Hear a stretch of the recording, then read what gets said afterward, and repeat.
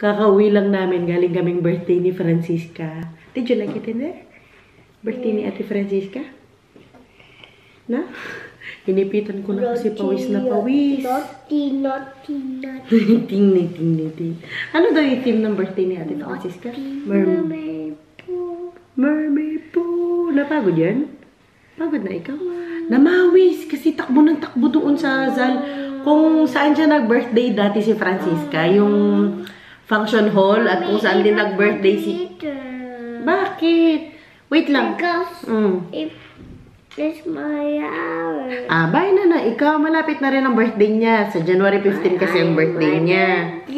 Hindi pa. Yun nga kung saan sila nag-birthday. Si Zoe din doon last year, yung function hall na yon. Hindi na kami nag-vlog doon kasi nga para ma-enjoy talaga. Actually, tinamad lang. Dami pang dahilan. Pero hindi talaga ako nag-vlog doon. No. Hindi ko rin sinama si Ken. At saka si Daddy Teba na iwan sila sa bahay. Hinatid lang nila kami. Tapos, ayun na. Doon kami kanina. Good news ay, okay na po ang dalawang magkapatid. Ano po dito? Friday, December 29. Birthday nga po ni Francisca. Yung anak ni Mary Ann Passion Vlog. Ayan. So, nag-birthday siya. 6 years old. 6 years old siya today. Tapos yung theme niya ay Little Mermaid. Super cute no, anak ng Little Mermaid. Cover ko muna yung regalo ko kay Mila. Kasi nga, hindi rin kami makakapunta sa birthday ni Mila. Gawa ng may trabaho nga ako. Kasi weekdays, gagawin ni Waray ang birthday ni Mila. 3rd birthday na ni Mila. Nung birthday din po ni Matthew, marami pong... Opo, saglit lang po. Marami pong nagtatanong sa inyo nung birthday ni Matthew, ba't wala ako? Kasi nga, may trabaho din po ako noon, panggabi ako. So, hindi talaga kami makaka-attend. Tapos yung birthday naman ni Mila, tinry ko nga na magpaalam sa work, na i-leave, hindi rin ako pinayagan. So, hindi rin kami makakapunta sa birthday ni Mila. Hindi ko pa nga din nabigay yung, ito nga yung regalo ko kay Matthew nung birthday niya. Isabay ko na lang, total, magkikita kami ni Warren Holland at ni Inday Garnet bukas, Saturday, December 30. Ayan, bago man lang mag-New Year, magkita-kita kaming tatlo. Magdi-dinner kami ulit sa labas. Para kay Mila ito, anak. So, ang regalo ko kay Mila ay eto lang.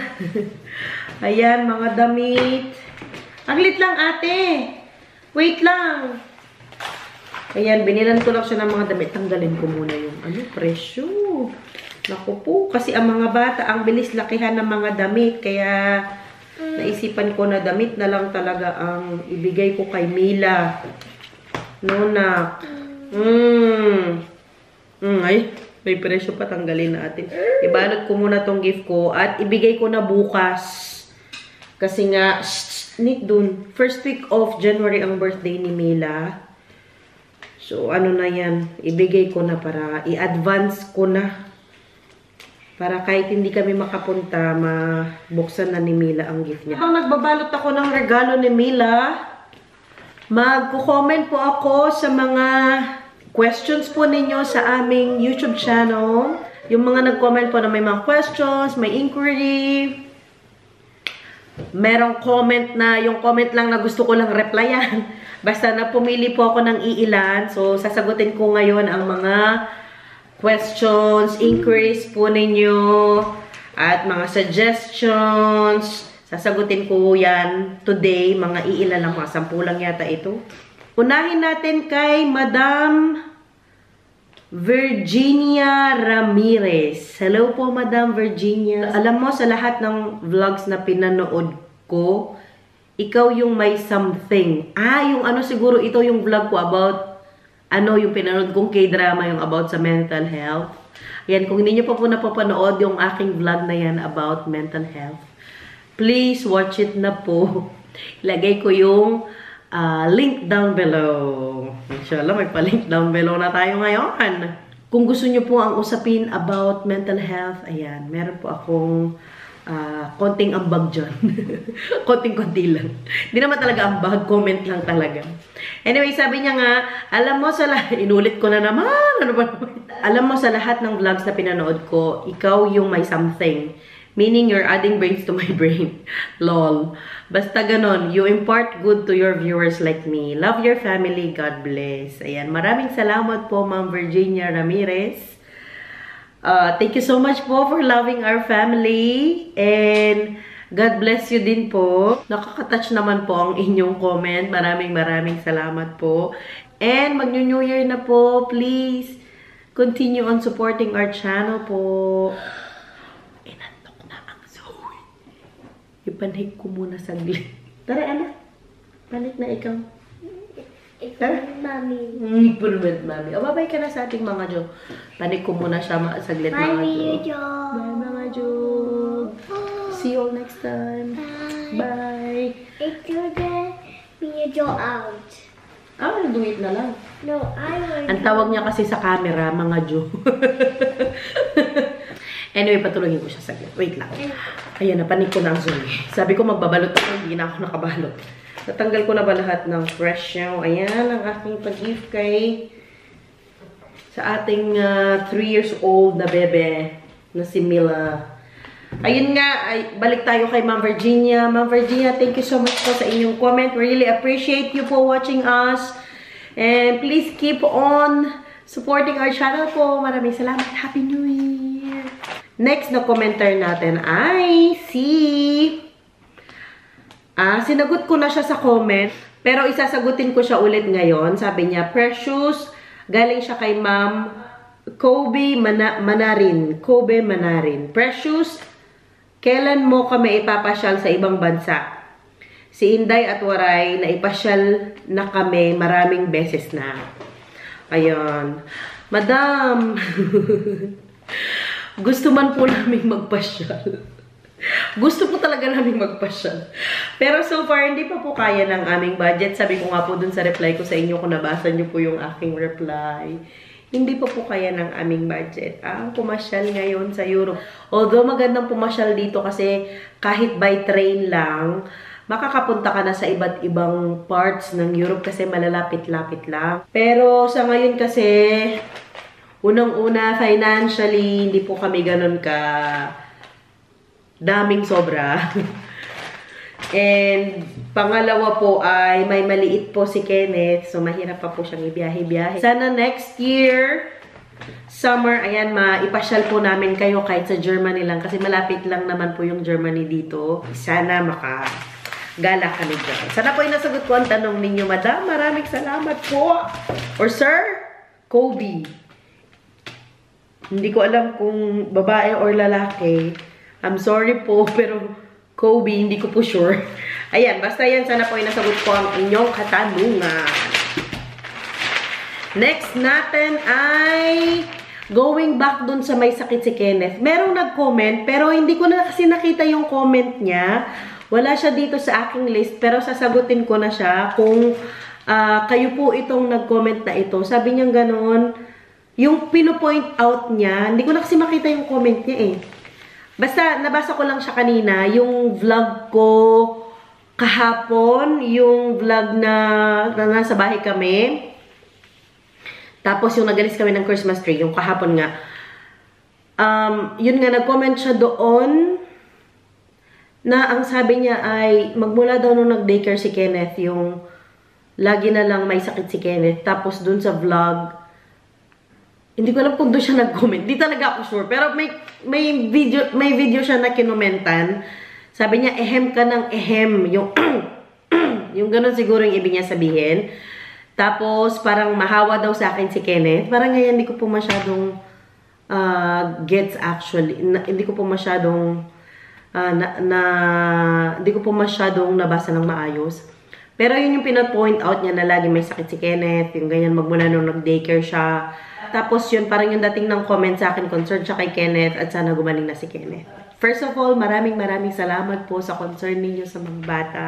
Tama po kayo, magmula po noong nag-daycare si Kenneth, talagang lumitaw na yung sakit niya, nagka-foot and mouth disease siya. According nga po dun sa inyong comment, may ganun part pa pala yung una ay nagka-foot and mouth disease si Kenneth, tapos nagka-sipon, ubo, tapos ngayon may asthma na, yung ganyan. So, tama po kayo doon. Magmula nung nag-daycare si Kenneth nga ay ganun ang nangyari sa kanya. Medyo bumaba ang kanyang immune system, lagi siyang may sakit. Pero pinapacheck up naman po namin siya. Sabi nga po ng doktor dito malapit sa amin, which is sa palagi ko naman po ay totoo, no? Sabi po niya gano'n, mas maganda na ma-expose na ngayon si Kenneth sa mga bacteria sa daycare kesa sa ma-expose siya kapag medyo older na siya. Ang age niya na ngayon, na 10 months, nagbi-build up na yung immunity niya sa mga bacteria na ito. So kapag naka-build up na siya ng immunity, natural lang na magkakasakit siya sa ngayon kasi nga, first time niya ma-encounter ang mga bacteria na, iba't ibang bacteria actually na nanggagaling sa daycare. And it's normal na magkasakit siya nga. Kasi nga, hindi pa naman ganun kalakas ang immune system niya. So, mas mainam na ngayon niya na pagdaanan at maka-build up siya ng immunity ngayon para in the future, medyo matibay na ang kanyang kumbaga resistant na siya sa mga bakterya na ito habang lumalaki siya. Ayun po ang sabi po ng doktor. Hindi kagaya nung kay Zoe. Talagang si Zoe, nagkasakit-sakit siya noong magti-3 na siya. Magmula nung baby siya, few months, never talaga siya nagkasakit. Tapos nung magti-3 na siya, noong pumasok na siya sa daycare nga, doon na talaga siya nagkasakit ng andami, nag-asthma, allergy, everything. Halos every week nasa hospital kami, yung ganyan. So, ganun din po ang nangyari noon kay Ate Zoe. Pero ngayon si Ate Zoe ay mas stronger na. Although later na lang siya na-expose talaga sa mga bacteria kasi magti-3 na nga siya. Still ngayon na build up na yung immunity niya, yung immune system niya, kumbaga. So, ayun po ang update sa mga bata. As of today, Friday, December 29. Ano, ingin ng telepono ko. Pasensya na po. Pina-check up po ni Daddy Teban kanina ang mga bata kasi may follow-up po sila. Rest assured na lagi naman pong may follow-up check-up ang mga bata. Hindi naman po namin hinahayaan na kapag may mga sakit sila, hindi po sila natitingnan. Kasi malapit lang naman talaga ang clinic dito sa amin, mga yun. Yung vlog ko nga last time nung pinunta natin si Kenneth sa clinic. Chinek po kaninang umaga yung mga bata, tinignan ng likod, ang tang, ang ear, pinakinggan ng lungs nila and everything. Chinek kung tumutunog pa ang lungs nila. Okay na po sila. Clear na po sila sa asthma as of today. Sabi po ng doktor, yung ubo-ubo at konting sipon, normal na lang yon. Pero hindi na po sila nagagamot so far. Wala nang inhaler na Ventolin. Wala na ring inhaler yung kulay brown na pang ano sa kanila. Anong tawag niya? Na pang maintain ng breathing nila. Okay na po ang mga bata according po sa doktor kanina. Super happy po ako today kasi nga medyo nabawasan ng aking mga iniisip kahit pa paano, diba? Pag may sakit ang mga bata, talagang grabe ang ano nating mga nanay talaga. Grabe ang kaba, grabe ang pag-aalala. Yan talaga. Tulog na rin po ang Kenneth. So, hindi nyo po siya makikita sa ating vlog for today. Pinatulog ko na po siya. Kay Daddy kanina. Ano ba ito? Ayan na naman ako. Hindi na naman marunong magbalot. Ano ba yan? Ano ko na siya dito. Ilagay ko na siya dito kasi iganon ko na lang. Ayan. Next na tayo sa ating comment. Next na tayo sa ating reaction sa mga comments po ninyo. Next po natin ay galing kay Masutrium Fante. At Masutrium Fante, lalagay ko po dito ang kanyang comment. Ayan po. Ang sabi niya, ay, good evening sa inyong lahat at Merry Christmas sa inyong lahat. Na-miss ko kayo, wala kasi kayong vlog. Nag-alala ako. Sige, ingat kayo palagi. Maraming salamat po sa inyong comment. Nakaka-touch naman talaga. Thank you so much po. Ayan. Hindi po talaga ako nag-vlog noong mga nakaraang days kasi nagpahinga po talaga ako. Ginawa ko po yung rest day ko po talaga, parang rest week ko, parang ganyan. Nag-break po talaga ako from vlogging. Talagang finocus ko po yung time ko, total holiday seasons and Pasko. Nagluto po ako sa bahay. Naglinis. Talagang finocus ko po yung aking attention, finocus ko po lahat ng energy ko, lahat ng aking enerhiya sa family. Ayan. So, ganun po ang nangyari. So, wala po kaming mga vlogs for the past few days. Rest assured po, gagawa po kami ulit ng aming mga vlogs. So, please keep on watching po our vlogs. Parang hindi naman kasya itong aking nilagay. Ayan, maraming salamat po sa inyong comment. Masud Triumphante 8070. 2 days ago yung ano niya. Comment. Next nating comment ay galing kay Ma'am. Eto siya. Lagay ko dito. Ma'am Faela Manipon. Ma'am Faela Manipon. Yung vlog ko lang to kahapon. Nag-comment siya, sabi niya, Advance, Happy New Year, Mami Precious, Daddy Teban, Oma Marina, Zoe at Baby Ken.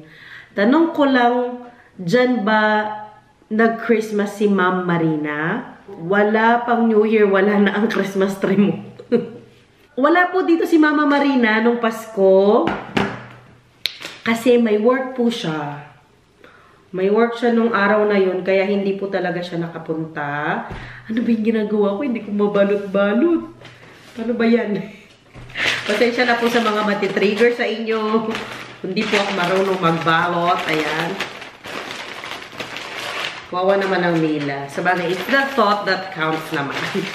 Ayun nga po, si Mama Marina may trabaho noong Pasko, so hindi po siya nakapunta dito. Again, meron pa pong nagtanong sa inyo na isa, at hindi ko na na-print screen, pero nabasa ko po yun, Madam or Sir, yung comment po ninyo. Nasaan si Mama Marina? Kung napanood nyo po yung isa kong vlog, na naka-yellow kami pareho ni Zoe, sinundo ko sila galing sa daycare. Na-mention ko doon na si Mama Marina po ay lumipat na ng apartment. Ayan, naka-ano na po siya. Hanap ng kanyang apartment. Hindi na po siya dito sa bahay nakatira. 3 weeks na yata. Or, parang 3 weeks na. Ganyan. Kasi napakalayo po nitong bahay sa kanyang trabaho. Hindi siya, nahirapan talaga siya sa biyahe. Kaya, minabuti niya na maghanap ng apartment niya. Ayan. Bukas pupuntahan namin siya doon sa apartment niya. So, abangan nyo po yung vlog namin. Yung next vlog namin. So, tayo doon,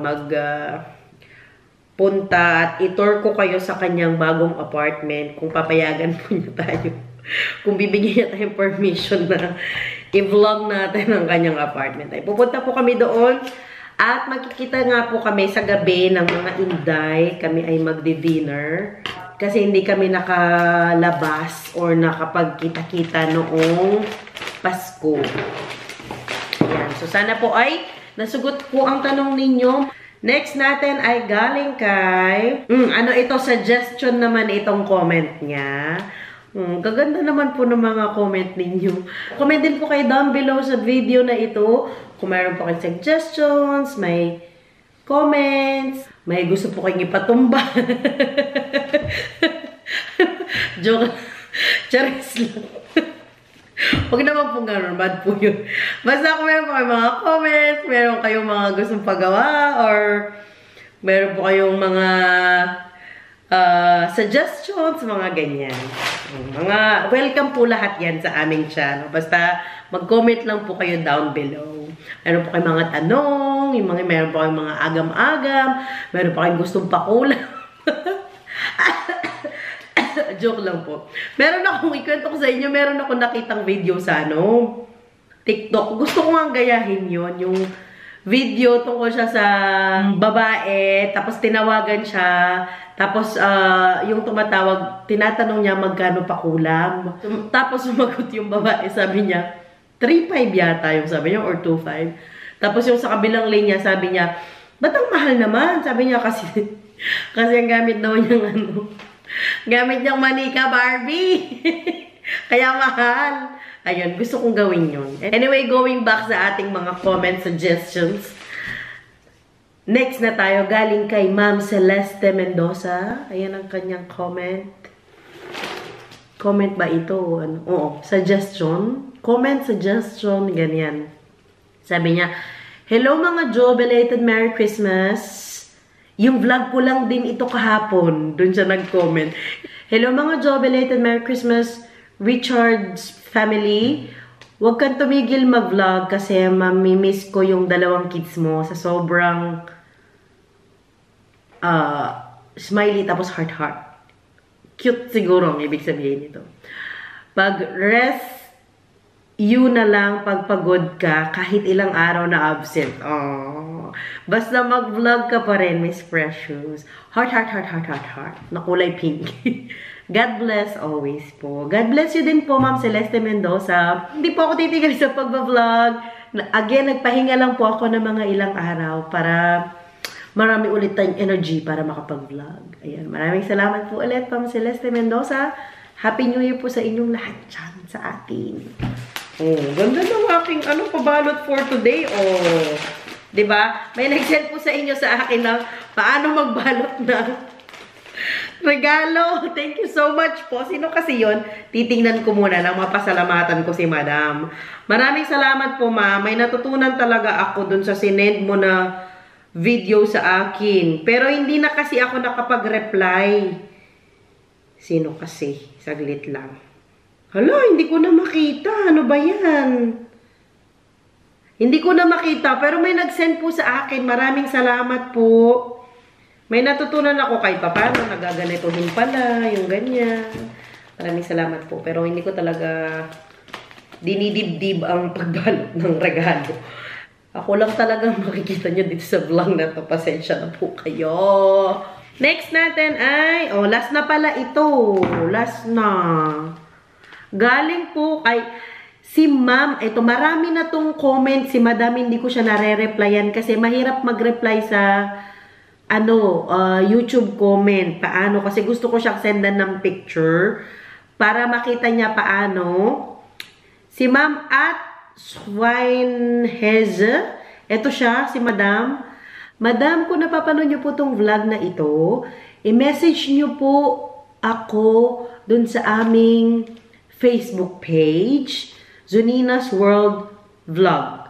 Message niyo po ako sa Messenger para po ma-replyan ko kayo at mapakita ko po sa inyo through pictures paano yung setting ng camera ko. Isisend ko po yan sa inyo. Basta i-message niyo po ako at Swinehex. Hindi ko alam basahin. Ang hirap naman po. Ayan, ang tanong po niya, ayan po, ano po setting ng camera nyo pag nag-video kayo? Gawin ko din po sa camera ko. Salamat po. Basta may mga 3-4 na beses na po siyang nag-comment ng ganito. Ayan, Madam or Sir, hindi ko po sure. Baka magkamali ako. Mabash tayo dyan. Message nyo po ako sa Zonina's World Vlog na Facebook page. Sa Messenger po, para po ma-replyan ko po kayo kung paano po ang setting ng camera ko. Ang gamit ko pong camera ay Canon G7X Mark II. Ayan po ang gamit. Tapos po, don't forget to message me. Ayan. Basta kung meron po kayong tanong dyan. Ayan.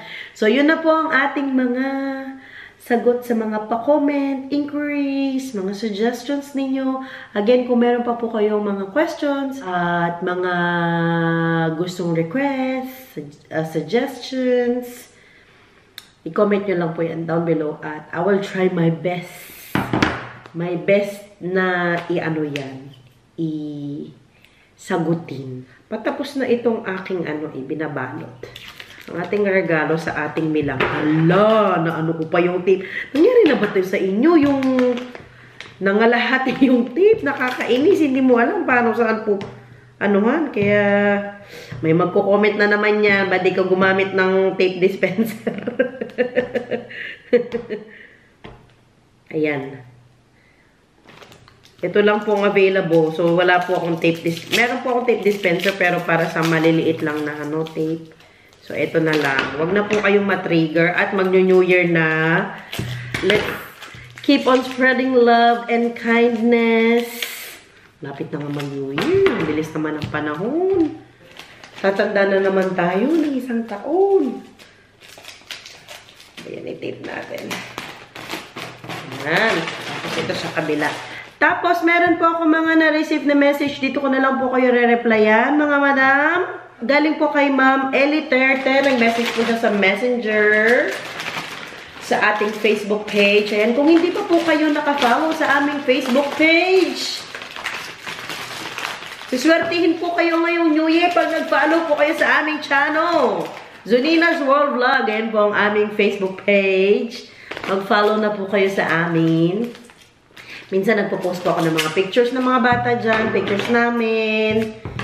And mga updates po sa amin. Ayan, mga nilalagay ko po dyan. Oh, tapos na ang ating pag-gift kay Mila. Kasi Minnie Mouse ang team niya yata. Hindi ako sure, no? Ayan, good evening. Sabi ni Ma'am Ellie Terte, good evening. Bakit po di na sumasali si Ma'am Marina sa vlog ninyo? Nasagot ko na po yung tanong na to kanina. Yun nga, lumipat na po ng apartment si Mama Marina kaya hindi po siya nakakasali sa aming mga vlogs. Next natin ay... Yun lang. Actually, yun lang yung message. Wala na.